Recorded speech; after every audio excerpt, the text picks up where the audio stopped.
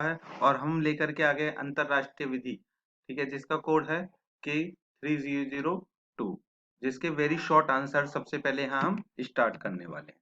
तो चलिए, सबसे पहला क्वेश्चन आपके सामने आ चुका है, हम एक्सप्लेन करते हैं। आप रेडी हो जाइए पेन और नोटबुक लेकर के। पहला क्वेश्चन है, वस्तुतः संरक्षक डिफेक्टो गार्जियन से आप क्या समझते हैं? वेरी इंपॉर्टेंट क्वेश्चन है, बहुत ही ज्यादा। उत्तर देखते हैं। वस्तु संरक्षण डिफेक्टो गार्जियन, कोई व्यक्ति जो न तो विधिक संरक्षक है और न न्यायालय द्वारा नियुक्त संरक्षक है। मतलब समझना, ना तो विधि द्वारा वो संरक्षित है और ना कोर्ट के द्वारा उसके लिए कोई ऐसा कुछ नियुक्त किया गया है कि तुम उसकी संरक्षण करोगे। मतलब कि संरक्षण का मतलब होता है, अभी पढ़ लेते हैं, आगे समझ में आ जाएगा।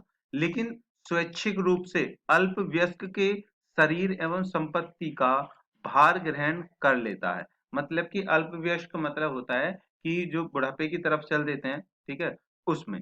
तो ऐसे व्यक्ति को वस्तुतः संरक्षक कहते हैं। मतलब कि जो व्यक्ति विधिक तौर से, मतलब कानूनी तौर से तो संरक्षित नहीं है, लेकिन अपने खुद के बल पर, जैसे उसके बच्चे हो जाते हैं, बड़ा हो जाता है, वो दादा दादा की उम्र में आ जाता है, तो वो क्या है कि वो अपने शरीर का और अपनी जो संपत्ति है उसका भार उठा सकता है, उसकी जिम्मेदारी ले सकता है, तो उसको बोलते हैं हम संरक्षक।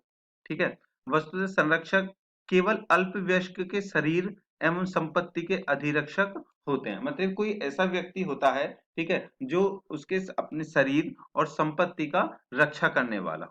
विधिक संरक्षण तथा न्यायालय द्वारा नियुक्त संरक्षक कानूनी संरक्षण डिजर्व बोलते होते हैं।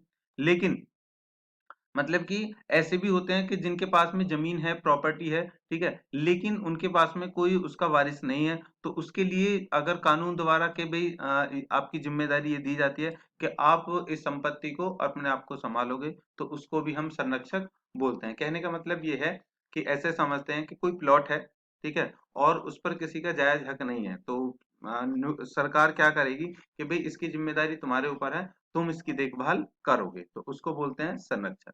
लेकिन पिता व पितामह को छोड़कर अन्य सभी संबंधी, जैसे चाचा, माता, भाई आदि वस्तुतः संरक्षक होते हैं। मतलब कि अगर किसी के पास में कोई संपत्ति है, ठीक है, उसके बच्चे नहीं है, ठीक है, मतलब कि कोई पिता है और पितामह मतलब कि बहुत उम्र हो चुकी है, उसके कोई बच्चे नहीं है, तो उसके जो सगी संबंधी होते हैं ना, सबसे पहले वो उसके संरक्षक होते हैं, बशर्ते कि पिता या पितामह द्वारा वसीयत से उनको विधिक संरक्षक नियुक्त नहीं कर दिया गया हो।